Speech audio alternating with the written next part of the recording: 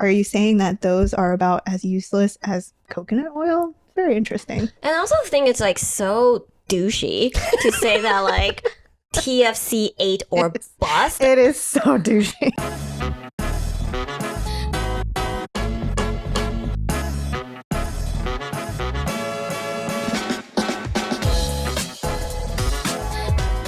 All right, guys, we are back. Welcome back to the Chemist Confessions podcast, a human conversation on all things skincare science. I am Gloria. I'm Victoria. What are we talking about? Yeah, sick. Today is an episode on decoding body care because we see a lot of new products out there and we get a lot of questions about it. Yes. But before we talk about that, let's start with a few brand updates. Yeah, and I think the first one is a not so great news. We should talk about the fake book that basically a fake copy of our Skincare Decoded book that is basically being sold out there while our book is currently out of stock. It is kind of depressing. I feel like the first time someone alerted us to this issue, it was a listing on Amazon. At that time, it was kind of haha funny and mildly flattering. Yeah.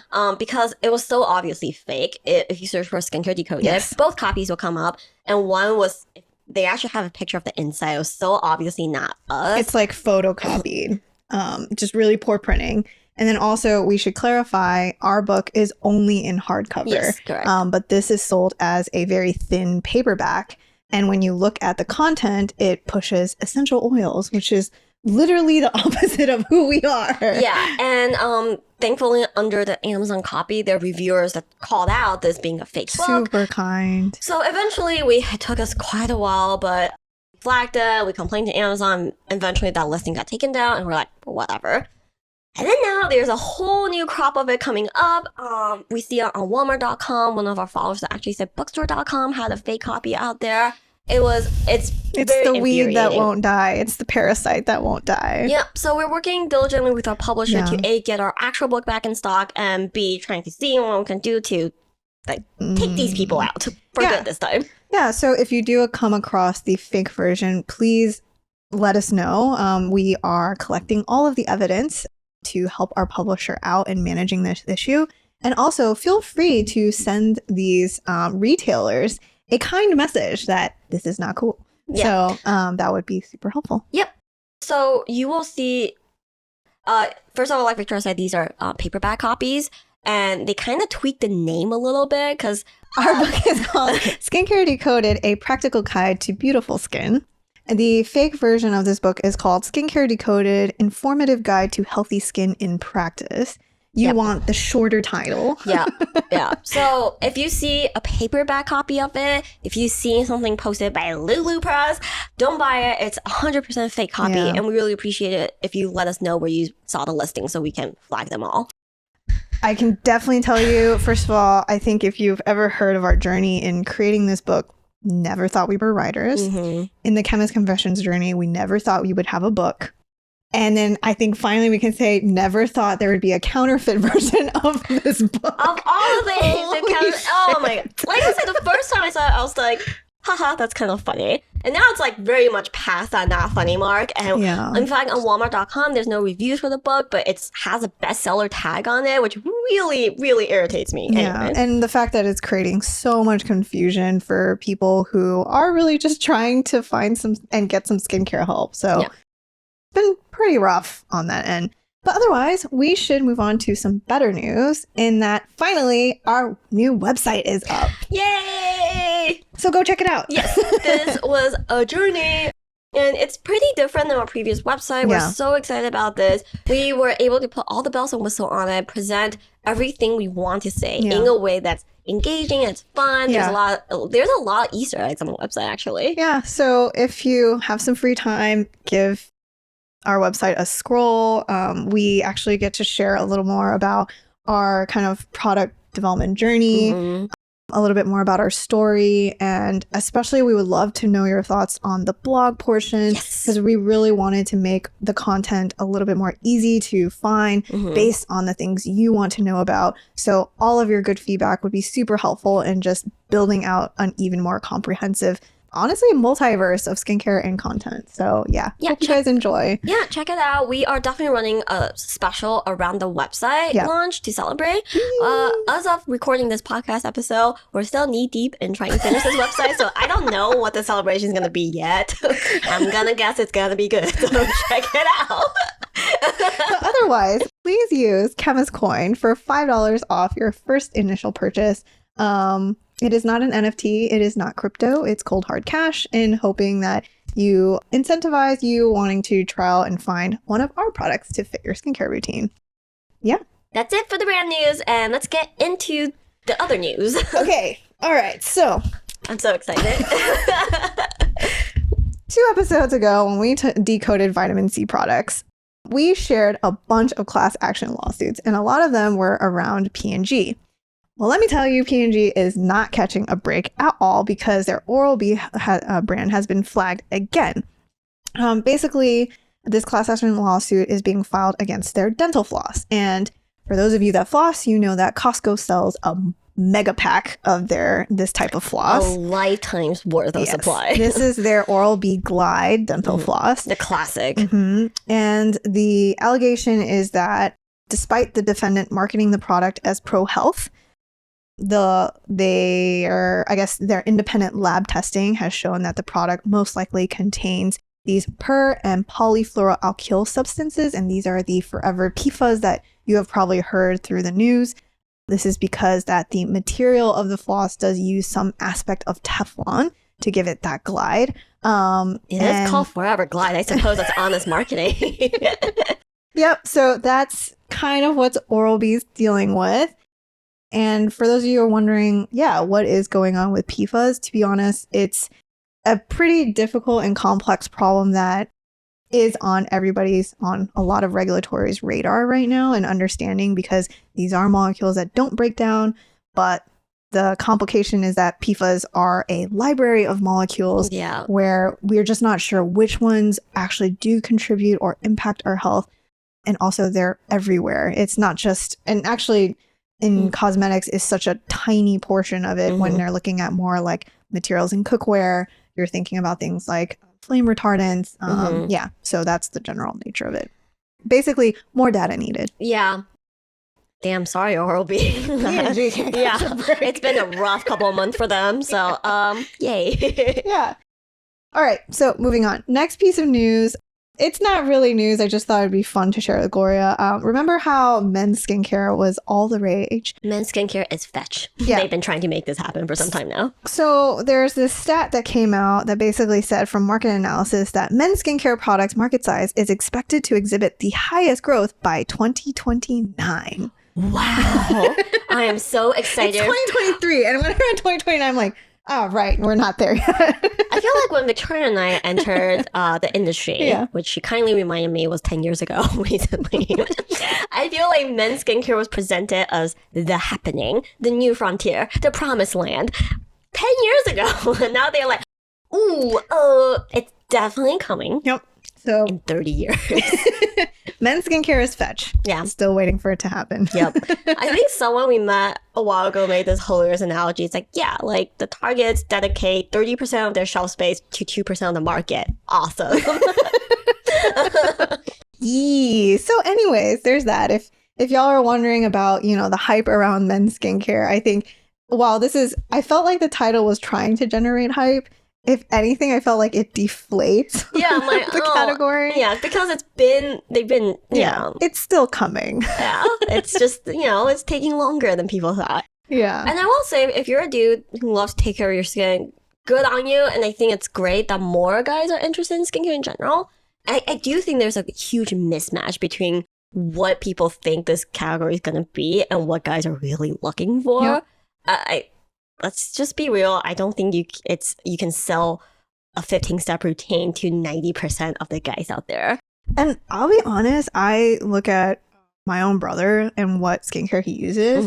It is not defined by gender. Yeah. It is simply about like what does it work? Yeah, does it work? What did the reviews say? So I just feel like this whole genderfying brands, it's a little weird, right? Exactly. And we've always said like these ingredients, they work pretty much in the same aspect regardless of gender, right? It's really about there are differences in the biology of skin, but in the actual mechanism of skincare, it's the same. So actually, I think that's such a good point, and that's something that I kind of struggle with is like, do we really need lines specifically for men? The only thing I can think of that's pretty unique to men's skin is aftershave in general. Like what they're looking for there is very different than what women are looking for. But good sunscreen is a good sunscreen. Exfoliation, retinoids. Yeah. You don't need something you smell like cedar to be, a boy's sunscreen. So yeah. Everyone is a lumberjack. With minty lumberjack. Yeah. So I thought that was mildly fascinating. Next thing I do want to share is, the brand Ren Clean Skincare. They're carried in Sephora. They have announced that they're actually discontinuing 29 of their products. Wow. Their goal is because they feel like they haven't really cracked they're a British brand, and they feel like they haven't quite cracked the US market. So their idea is to actually dial back their line and kind of do a better curation of product launches. So I thought that was kind of the first signs of like a bigger brand that wants to actually try to minimize, because we always talk about how like it always feels like more of the same. Yeah. And I thought that was kind of fascinating. Good on them. I'm pretty curious to see what they are keeping versus what they killed. I feel like my impression of Ren is like, I don't know why it is. I'm sure that's a problem they're trying to address. Is I know they exist. I don't have. It feels like it feels like a staple in Sephora. Yes. Yet, if you ask me, what is a standout product in their skincare line, or what's something super memorable to you from their line, I am drawing a blank. Totally. And I also think I have to say that I feel like they were the first ones to do the whole like awareness around sustainability and packaging. But that's all I knew them for, because they were the ones that first did the like bag. I forget, they had like a pouch kind of cleanser, but that's it. Like you only know they were the first to do that, but their skincare is kind of like, well, I don't really know. I didn't even know they have 29 products to kill. And get this, that's a third of their portfolio. I didn't know they have 100 products. That's insane. Yeah, exactly. So I was really surprised, but yeah, it makes sense to me. I think that's a good.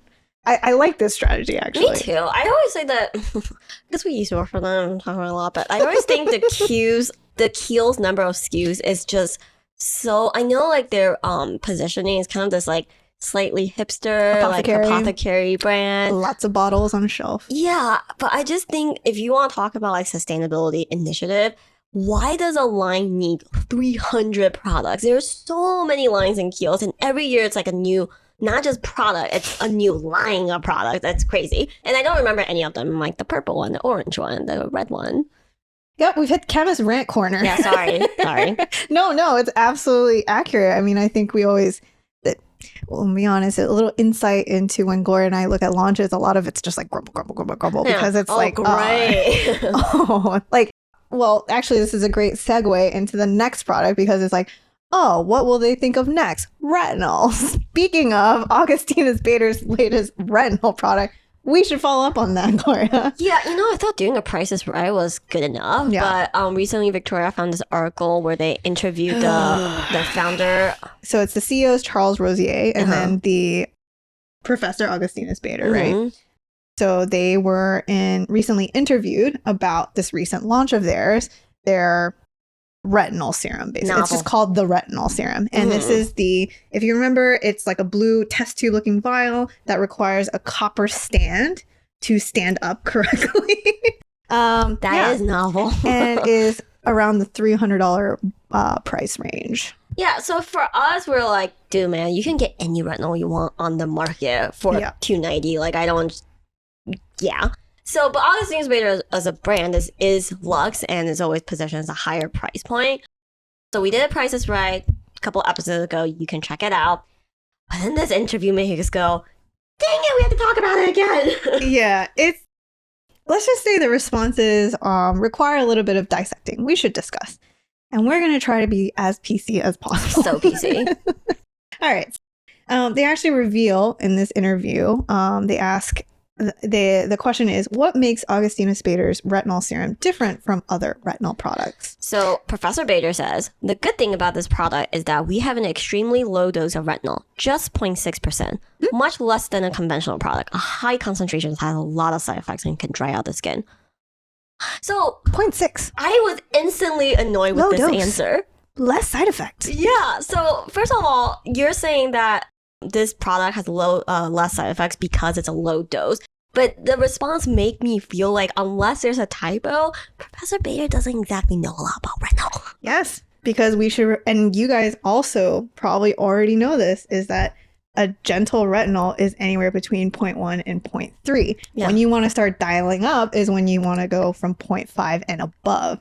Yeah. So, yep, that's right. You also caught it too. Yeah, 0.6 is not a low dose at all. Just for reference, 0.1 is the lowest dose that's proven effective that you can typically find at drugstores. Yes. Our own double play uses 0.3, Yes. and that's considered kind of that has punchy efficacy but still gentle enough for most skin types. Yes. Then 0.5 to 1 is more for the retinol veteran. So saying, oh, ours is so unique and it has an extremely low dose at 0.6% says, hey man, you might want to do more research on that one. Yeah, maybe just brush up on the retinol percentages just a smidge. And we should follow up with Mr. Rosier's response, where he talks about how it's not just about the retinol, it's about their proprietary peptide. And he drops a gem of a line that says, we're not just an ingredient package brand like all the others. I guess he's referring to those that tout the retinol percentage of a product as their marketing claim. But he also says, if there is no TFC8, their proprietary peptide, you should go to a pharmacy and get coconut oil or carrot oil. I not to be so conceited. I get it. You have a proprietary ingredient, so there's a lot of brands. And also, like, I don't see more studies on TFCA than other proprietary ingredients, so... Also, to say that it's a very odd response because it's kind of very short-sighted on all the other actives that we have talked about through our channels. Is like, are you saying that those are about as useless as coconut oil? Very interesting. And I also think it's, like, so douchey to say that, like, TFC8 or bust. It is so douchey. Yeah, and I think and also, do you have comprehension issues? Because the question is, why is this retinol serum different than all retinol products? You shit on traditional active. You launched a retinol serum that is about as traditional as it gets. Yeah, that's a... Yeah, in You know what? terms of the innovation aspect, we would say, oh, cool. Yeah, and you just say, oh, you should go to pharmacy and get coconut or carrot oil. You know what else pharmacies tend to carry? Other retinol products. Yeah, also adapalene. Anyway, next. All right, so one last piece of this interview we'll talk about. They say things like, we use an ingredient that has been proven to work in clinical trials, retinol, combined with a patented proprietary set of ingredients that together also have clinically proven results. So that's we just want to highlight, the joining of these two ingredients and how that is like their claim of substantiating the price point. And like we just said, you can always just get a retinol and you don't have to pay this price tag. Yeah. And then we should follow up. They actually go on to actually talk about their supplements, which has a couple gems that we think you guys would enjoy / be triggered by. They actually sell a supplement that is priced at $130 roughly for a 30-day supply. And the interviewer was asking about this, and they comment about how basically Dr. Bader says, food does have an important role in wellness. We should all eat good food and get enough sleep. We make wellness food supplements for stem cells. The skin barrier has a barrier, and we have been repairing the barrier and bringing it to the cellular microenvironment. What does that mean? No clue. And then they follow with, not everyone has access to good food. Our food has become super industrialized and is often artificially created. So it's good to think about what you eat. If your food is not good, it makes sense to supplement your diet. And when we read this, we were like, I don't think this could be more tone deaf of a statement. Like, if you don't have access to good food, pay $130 for a 30-day supply of their stem cell stuff. The interview goes on more about you know, the lovely CEO of this company complaining about how expensive it is to make their $130 supplement, about woe is them, that their margins are terrible, that they're practically doing you a favor and doing charity work by selling $130 food supplements. Yeah,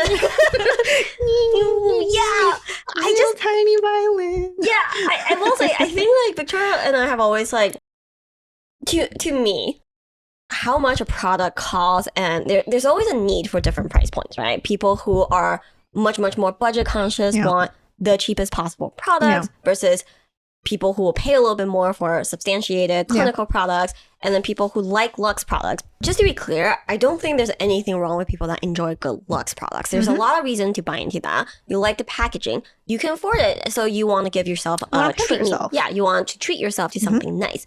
Absolutely nothing wrong with the category as a whole. Where we kind of take offense in it, it's just like, you are in a luxe category, you can own that, but you don't have to make it sound like you're doing everyone a favor because, you know, access to good food is so scarce. And it just, there are people that have actual issues financially in terms of accessing good food.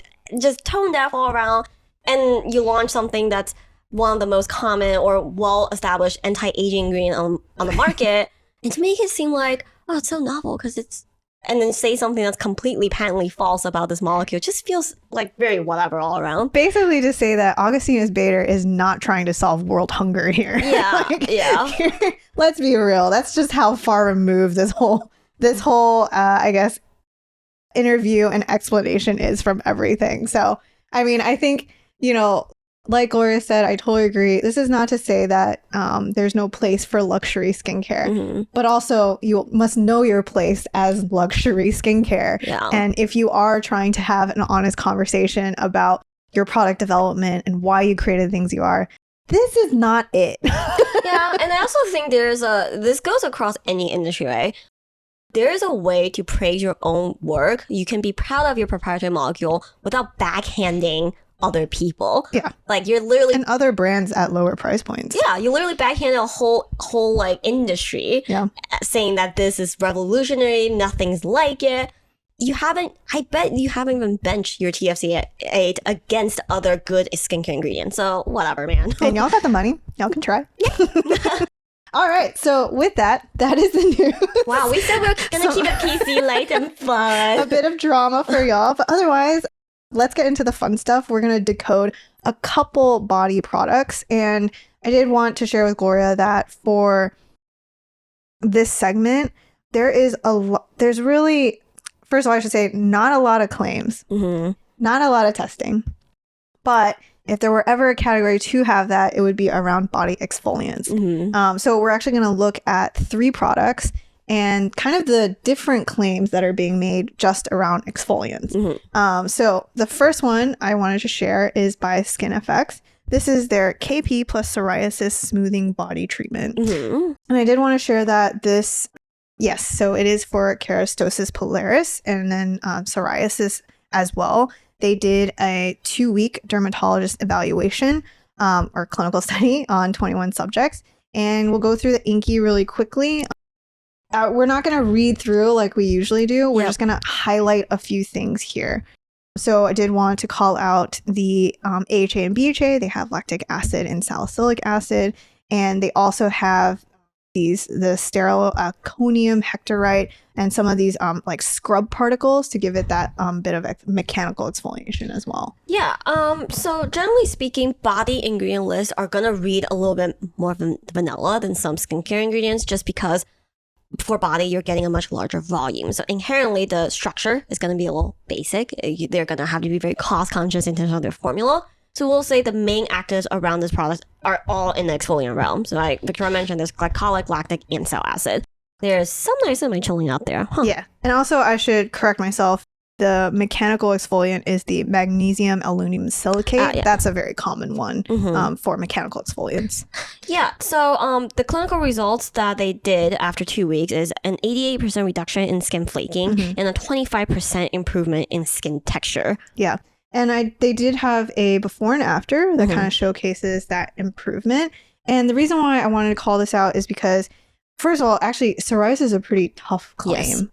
but I think it is noteworthy to share. And I think their BNA is a good example of, general improvement in how exfoliants can be helpful, especially generally in just smoothing the surface of skin, right? Yeah, and I will say that psoriasis severity thereof can range far and wide in between. So it's noteworthy that in this BNA, the skin condition looks very, very mild. Yes, totally. So even though it does claim for these conditions, depending on where you are in your journey, this might not be enough. I think that's a really good point because in the clinical testing and claims that they share, it's really about the management of skin flaking and texture. And we know that psoriasis is a much bigger problem than that. So that's a really good point. And I did want to also share that BNAs in body care will actually wild. Yeah.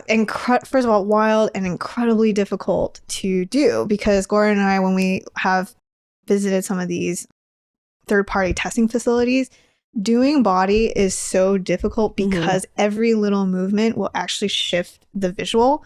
And that's why BNAs it's actually pretty hard to find a good BNA. And that's why I think some of these brands don't actually do a very good job. Yeah, it's actually fascinating how the littlest thing changes everything. Yeah. Right? There's one study at 1Q where they wanted to look at neck and just the side profile in general because they're looking at the lift in the jawline. But even that, you would think you just sit to the side. But in terms of a lot of test subjects are a little nervous. So if they're tense, it completely changes the perspective. Yes. Sometimes people slouch forward, they lean, you keep telling them like, oh, lift your chin a little bit because when you try to match the exact BNA, you have the overlay of the before picture and you try to match it. And it's crazy how some people, there's nothing you can do to get them to exactly match what they look like before. It's crazy. Yes. And even like neck has obviously a ton of pivot, right? Yeah. But even like an arm, like you want to do, let's say you want to do a slimming image, like just the little bit of hinge can make a difference. And you'll see that in a different product that we look at. But that's why we want to share, the before and afters in body is really wild. I think SkinFX does a really good job in their BNA as a good example of, a more believable, I guess, image. I also will share one that's not a good example and something that we would say we wouldn't give much value or merit to is Topical's exfoliating body serum. While I think that one does have similar exfoliant ingredients, if you look at their BNA, this is one where we're like, I don't really know what to make of this. So if you look at the Topicals BNA, this is where we'll say it's not great. The lighting isn't good. I think the lighting is, for me immediately, I'm like, wait, so before when they started, okay, and then 5 days later they found the light switch is what it looks like. Changed their light bulb, I don't know. Also, it's like, there's suddenly a sheen to 5 days later. So we would say this is a BNA that we would just not really look at all. Okay, so that's the first type of body product. The second one is for crepe skin and cellulite. That's usually a texture thing, a bit of a topography. And this, we wanted to share a product from Strivectin. And it's called the Crepe Control Exfoliating Body Scrub.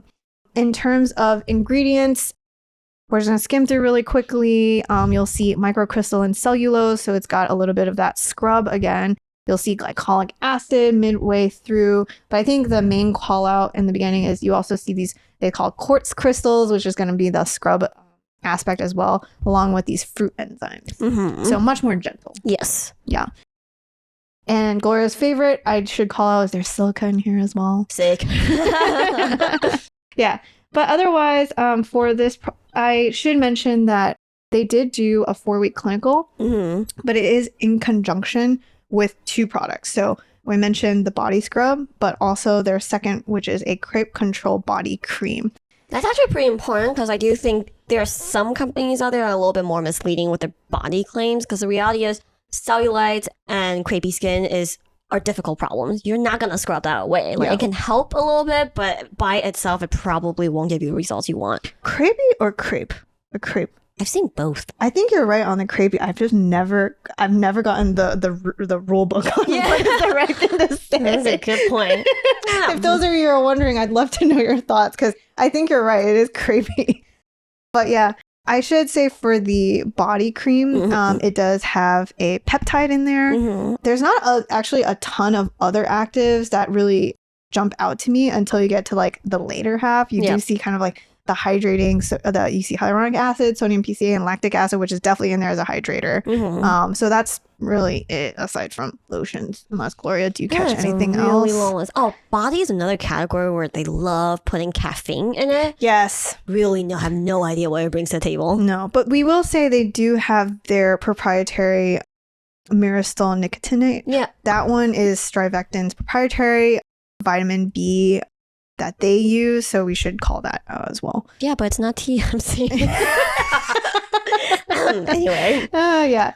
So here is a image of their before and after, and I would say the visual is wild. It looks really impressive. The only thing is I wanted to point out is this is where when we're talking about that hinge, how like important the hinge aspect is, because even just like you can rotate it forward or back, changes everything. The shading, what stands out more.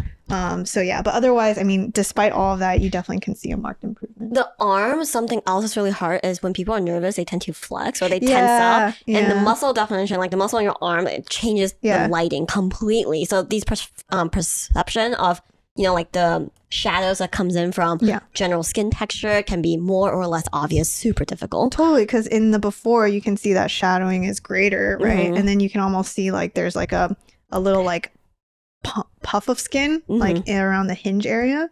So yeah, so that should tell you. But otherwise, this is still a very good BNA. Very impressive. Yeah, because you can tell, and this is like the margin of improvement that we would say definitely hits. But if the margin of improvement is much smaller, we'll kind of put it in that category of like it's highly likely that the picture itself isn't lined up perfectly. Yeah, totally. All right, and then in terms of one final product I had to share, I should say this one isn't really using any sort of exfoliant, but is one claim that's very common in the body care realm. This is Eucerin's Advanced Repair Lotion that you can buy at any drugstore. We just want to mention that this one makes a 48-hour hydration claim, and this is going to be that very vanilla classic claim, but it's actually really hard to find. I have scoured a lot of drugstore body lotions and actually can't really find a time point of hydration. But fun fact, those hydration studies are quite expensive. Yeah, actually, you would think it's such a basic claim that it's probably just a run-of-the-mill study, but especially for body, because again, the formula has to be kept at a lower cost. People probably don't really want to invest in that kind of studies. Yeah, exactly. But it's got some great ingredients. If you look, we'll go through it really quickly. You've got your glycerin, your urea, you've got your sodium lactate, you've got butters and oils. So this is really just a classic, I guess, good old body lotion. I don't have anything else to say. Yeah. I also spike Ceramide MP at the end. I find Ceramide body care to be kind of a shrug moment for me. They just busted in. Yeah. I just, unless this product is,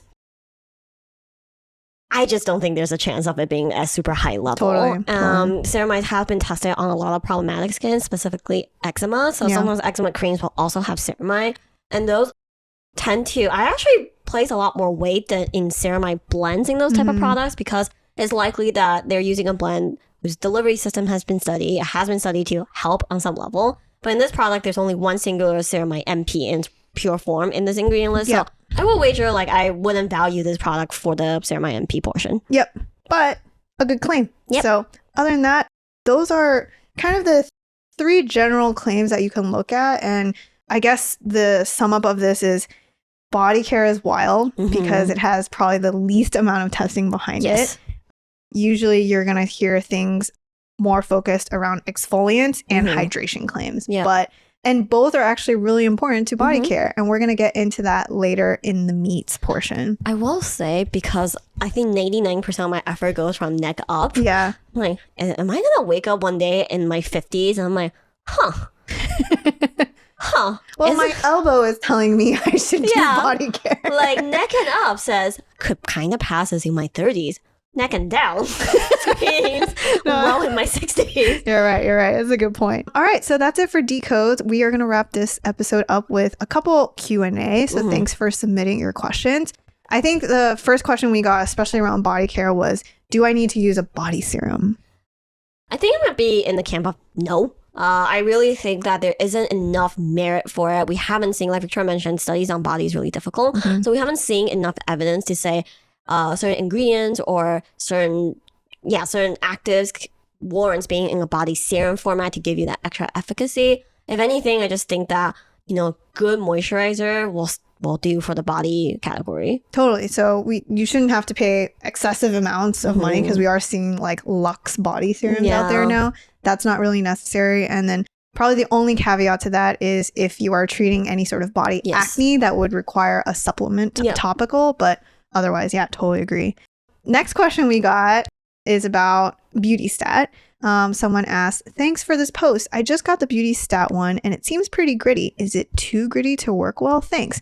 And this is in reference to their vitamin C or their sunscreen? Vitamin C. Vitamin C.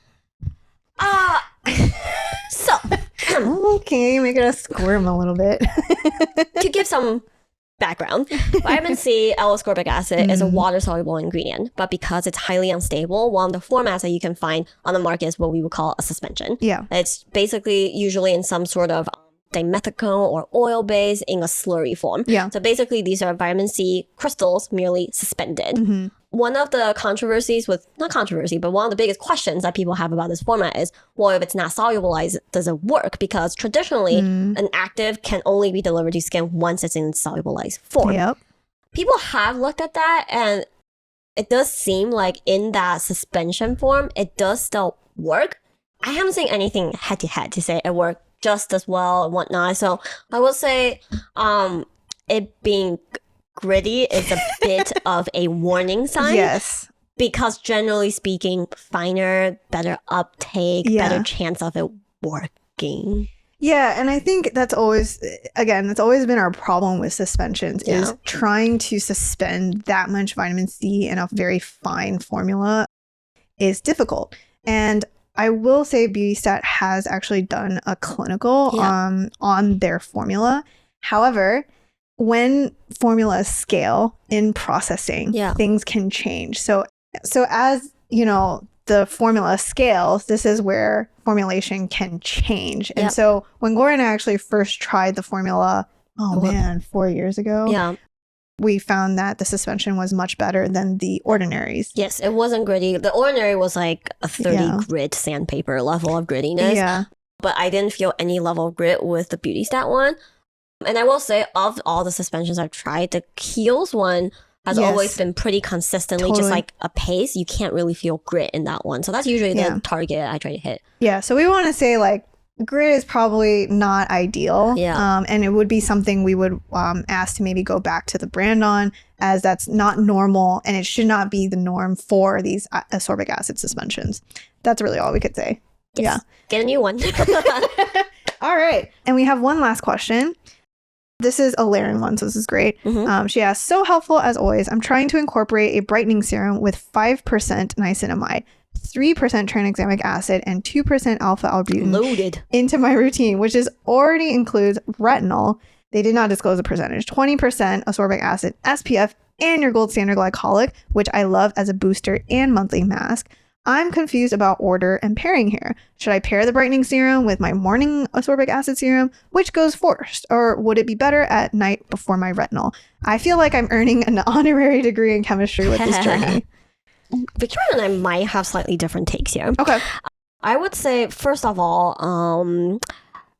I will actually use this one morning and night. Just because it is a difficult it sounds like you're really trying to solve a hyperpigmentation issue. Yes. And it does take a pretty dense routine to solve everything. Yep. It is a very comprehensive actives list that covers a lot of different corners. So the way I personally would do this routine would be, in the morning, I would do vitamin C as a first step after cleansing. And then I would do the brightening serum second. Just because without knowing what this formula is, my wager is it's not a fully water-based product. Okay. And the vitamin C would probably still go first. That will go second, followed by your SPF or your moisturizer, the SPF. That would be my morning routine. At night, I would do the brightening serum as the first step after cleansing. And then I would do the retinol and my night cream. And I would just use the gold standard as a once a week rinse off mask. That would be my routine. Actually, I totally agree with that. That's what I would recommend, because with brightening products and a lot of these, they just need to be used as consistently as possible to get any sort of benefit. you mentioned using Gold Standard as a rinse off mask once a week. Yeah. If you even want and your skin can tolerate it, I would say if you want to continue dosing that as a booster, that's totally fine as well. But brightening, I would say brightening actives for the most part are actives that can be dosed morning and night for the most part, and is not a big problem. Azelaic acid is the same way. Yep. Kojic acid is the same way as well. Yep. It's just a matter of layering it with the vitamin C. Yeah, and most hyperpigmentation studies are done at 12 weeks, twice daily use. Yeah. In fact, that wraps up our Decode That body claim. We're ready to go. We're ready to wrap this up. Thanks for tuning in, guys. Yeah, so that wraps up our Decode That body product claim. Where can they find us, Gloria? You can find us on our website, our brand new website, at chemistconfessions.com. Write to us at info@chemistconfessions.com. DM us on Instagram at chemist.confessions, and we will see you guys next week. Enjoy, guys. Thank you. Bye.